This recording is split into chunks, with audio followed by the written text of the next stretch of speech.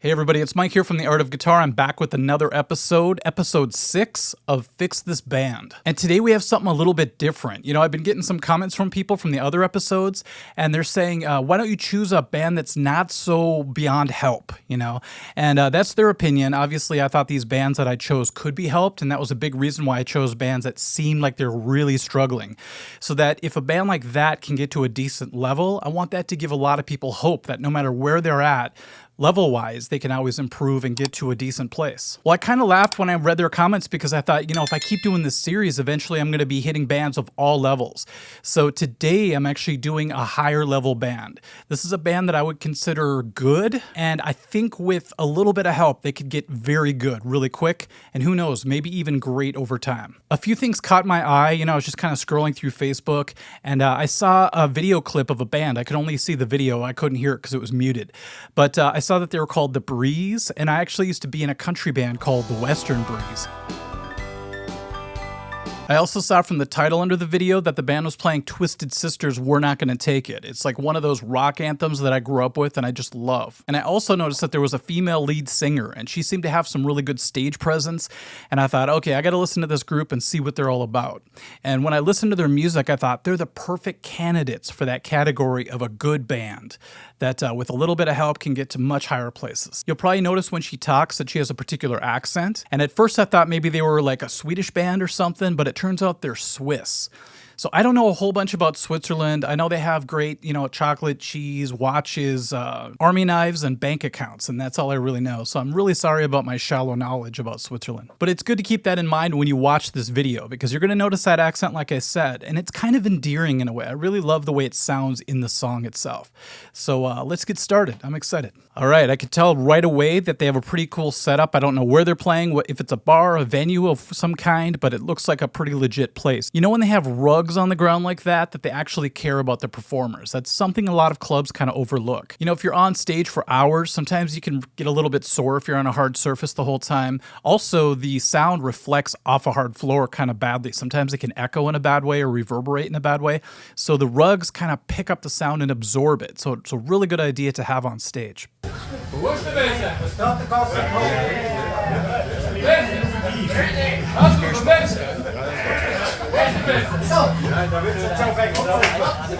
is that? A Twisted Sister pin on a uniform? What kind of a man are you? I kind of like how she didn't really acknowledge the heckler. She just went into her thing, but she said something kind of strange that I don't really understand. Maybe it's some kind of inside joke. What is that? A Twisted Sister pin on a uniform?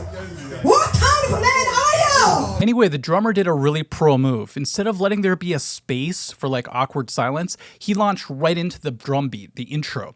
And it's one of my favorite all-time drum intros when it comes to just the drums starting the song. And he does a very solid job of doing this. Let's keep going.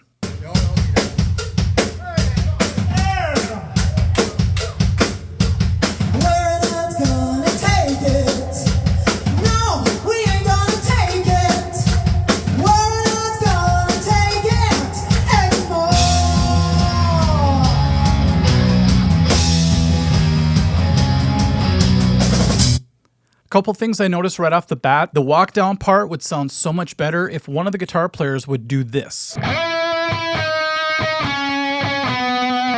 instead of having them both do the walk down with the power chords.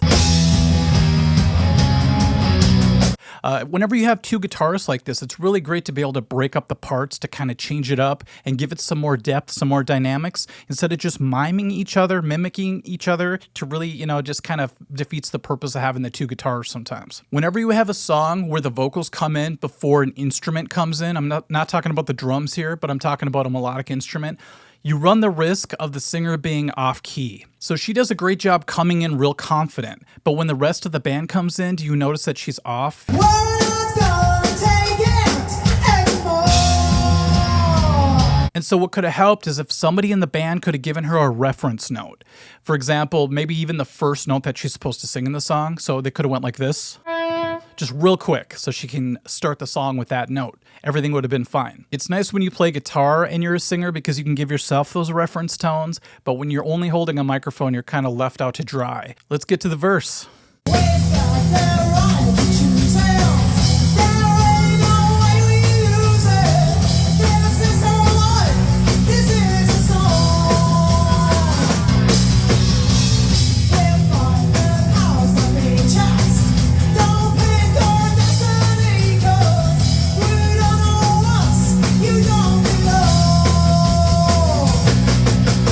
I really feel this band grooving, and I really appreciate that because my other episodes that I did, there were a lot of, unsure drummers.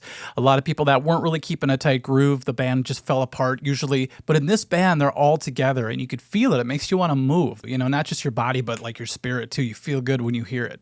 That rhymed. Now, something else that's different about all the other videos that I've done so far. Do you notice that the singer has awesome stage presence? And she's not even doing that much, to tell you the truth. She's not doing cartwheels or backflips or anything like that. She's just moving kind of naturally, pointing around. She's lifting her arms up, and she looks like she's into the song. She's got like that rock spirit that I feel is missing in a lot of singers, and a lot of that has to do with confidence. So a lot of singers that I already put in other episodes, they were looking down at their guitar, or they just seemed really nervous, and so they never really brought that spirit to the stage, whereas she's really good at doing that. Now, this is going to seem really picky, but because I play drums, I noticed that the drum fill in the middle of the verse is wrong. So here's what he's doing.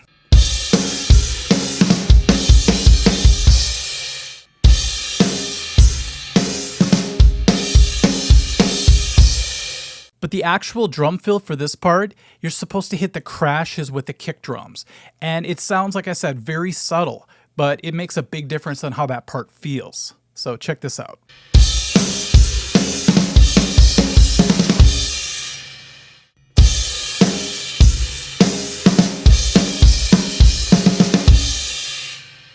I don't have too much to say about this drummer because he's really good, but that's just a detail that I noticed that kind of bugged me a little bit. Now let's get to the big anthem of a chorus. Here we go.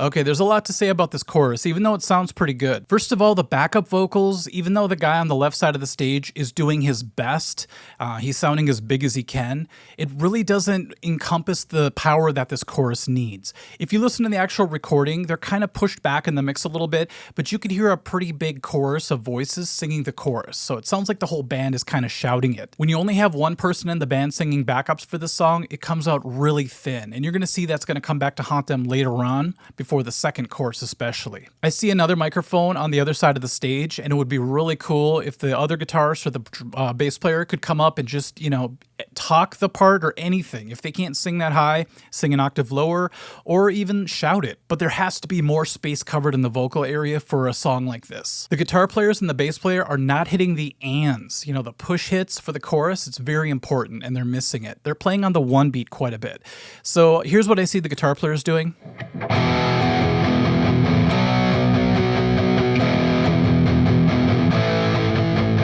It's really supposed to have that before the one hit sound, like this.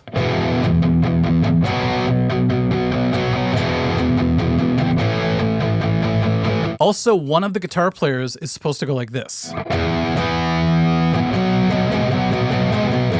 We're back to talking about textures again, where if one guitar player is playing kind of the more basic power chord palm muting part, if the other guitar player opens it up a little bit, it really makes the chorus shine in a cool way. Otherwise, it just sounds like you're stuck still in the verse or something. It has to open up right there. Now, the bass player is not exempt from this part. In fact, he was missing a lot of the verse parts too.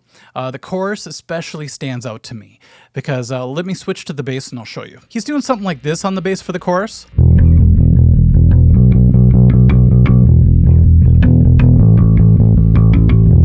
Just hitting the root notes, and a lot of people do that when they play bass. They just assume it follows whatever chord's being played. But a huge part of this song is this. Isn't that weird that that's actually in the song?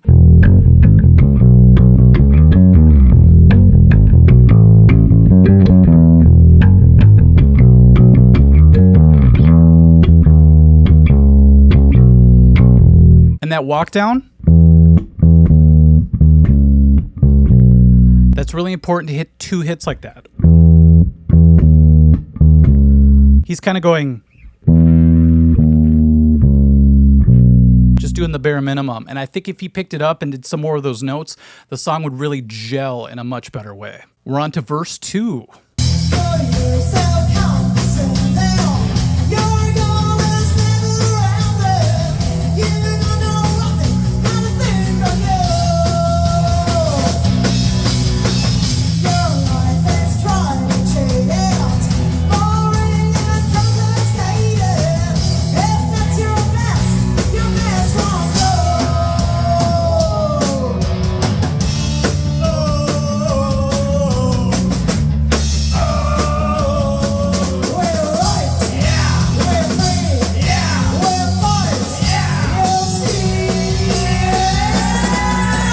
You could just feel her energy. I love it. All right, so could you see what I mean about the backing vocals lacking now, especially on the whoa, oh, oh part? At least the crowd seems to be singing a little bit. And I was going to say a good thing to do when you don't have enough backing vocalists in your band is to try to get the crowd to sing along with you.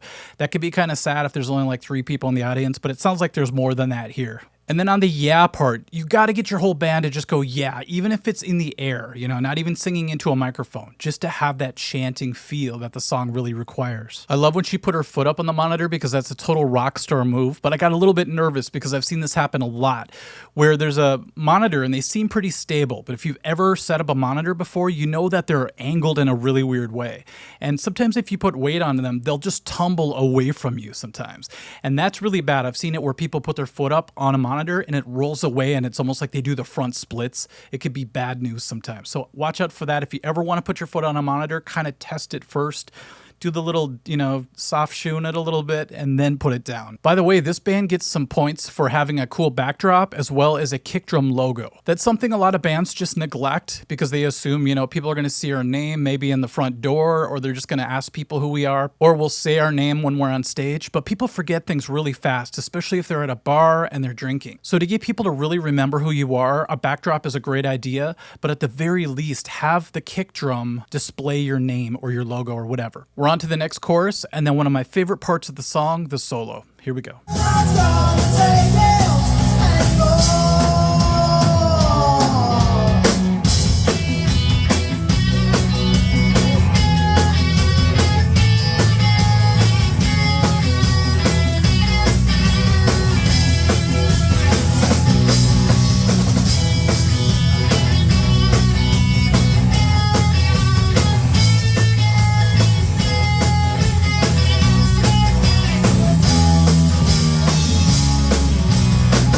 Even during his solo, the singer is like doing all these moves and having fun. So I don't know. I really dig that. I bet you people are like, okay, Mike, quit fanboying out to the singer. We get it. I have a lot to say about this guitar solo, but first of all, props to him for having some sort of boost pedal, because out of nowhere, suddenly you could hear the guitars. It's a little bit disappointing for a rock song like this to not be able to hear the rhythm guitars, so I'm glad he was able to engage that pedal for the lead at least. But man, the sound tech has to bring up those guitars, in a song like this for sure. Now, even though I really like what he plays here, he's doing it somewhat justice, it's kind of choppy sounding. If you listen to the real solo, it's pretty smooth. A lot of the notes just flow for a long time. This guy has more of a choppy style, and it's effective. It's just not really honoring the true solo 100%. And it's hard for him too because he has a hardtail on his guitar, so he's not able to do those cool little dives that happen in the song.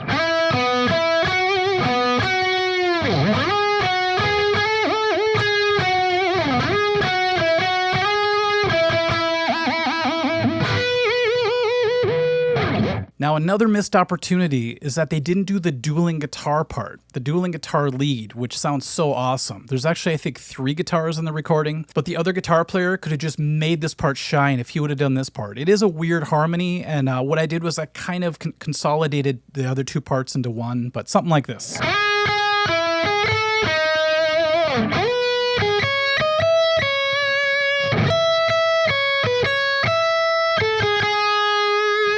If you put that on top of the main part, it sounds pretty sweet.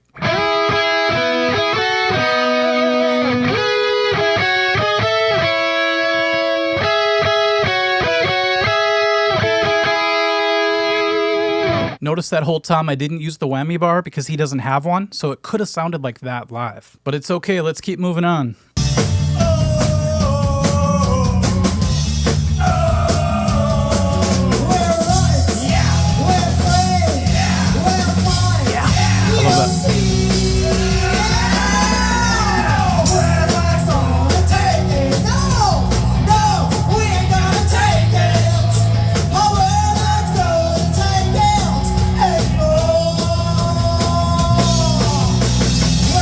Okay, I was super bummed out when this happened because that is the part that gets really insane. That big crescendo, and all of a sudden it's supposed to drop down to this breakdown. We're not gonna take it. Now, I have a couple of things that I think happen. The singer, if you watch her, she kind of looks at the drummer almost like, now. and the drummer doesn't really look and he just keeps playing the beat when he's supposed to switch to that tom thing, the cowbell thing. And then the drummer looks over almost like, whoops. So I'm wondering if he just messed it up at this one show. I really hope that's the case because it'd be really sad if they didn't do this epic part during this song. Especially live, it's such a great part to really get the crowd involved. That's when you get everybody singing, everyone in the back drinking beer, playing pool. You can get the whole place singing along with you because this part is so iconic. So huge missed opportunity. Okay, let's get to the end here.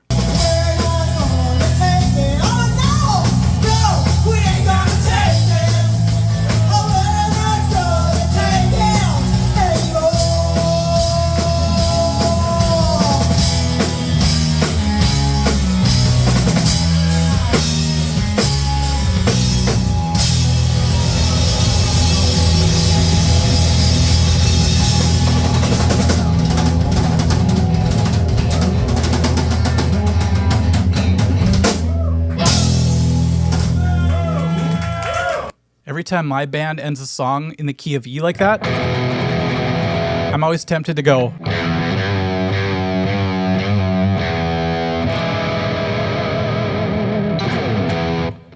I think that's Pat Benatar. Unlike the Enter Sandman band that I did in episode 5, where the drummer was really weak through the whole song, and then finally at the end, he comes alive and starts doing all his drum fills. This drummer comes alive at the end, but he was also holding it down the entire song. So I like to say that he earned the right to go off and do whatever he wants at the very end. I know it sounds a little bit weird for me to say, but if a drummer is barely holding it together, I don't want to see that person twirling sticks. I don't want to see them suddenly coming to life at the end of the song. It's almost like a thing you have to earn. So this guy definitely did in this band. I really wish the singer would have put in those ad-libs that Dee does at the end of the song. You're all worthless and weak. But my favorite's probably, now drop and give me 20. They did a good job coming up with a cool ending for the song because if you listen to the original, it fades out like a lot of songs did in the 80s. So you have to kind of create your own ending. And I liked what they did. On that Facebook page that I found this video, there were some negative comments, actually a lot of them. And that's, you know, to be expected. There's always going to be that no matter what, no matter how good a band is. But it was kind of cool to see how she, the singer, responded. You know, I actually read her responses. She seemed really mature about it. She didn't fire back or make excuses or anything like that. So you could tell she's been through a lot, you know, and she just is having fun and she just kind of rolls with it. I love that kind of attitude. But a lot of the complaints were about how her voice didn't sound right for this song. And at least that's what I remember reading. And it was kind of funny because I thought, you know what, though? A female singing We're Not Gonna Take It by Twisted Sister and to pull it off to the extent that she did, I think is very admirable. It was probably too low for her range, you could tell, but she powered through it. I would love to hear her sing other artists, maybe like a Blondie song. I thought that would be really appropriate.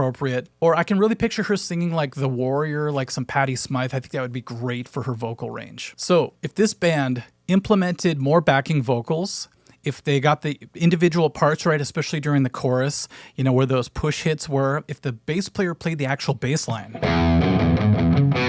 that would make a huge difference. Get the lead a little bit smoother and then add the second guitar part. That would be epic. And then add that crucial breakdown towards the end of the song. I think this could be an amazing performance. So I think this band is highly active right now. I keep seeing uploads from the singer, and I would love it if they implemented some of these tips and came back and maybe recorded them playing it again, maybe in like 3 months or something. And I hope you had just as much fun watching as I had fun breaking this down and learning those parts. Anytime I can learn a Twisted Sister song, count me in. And let me know what you think in the comments section. If you feel the good vibes coming off this band like I did, and if you agree with the tips and the changes that I would make, let me know in the comments section, and we'll catch you at the next video. Thank you, everybody. We'll catch you later. Bye-bye.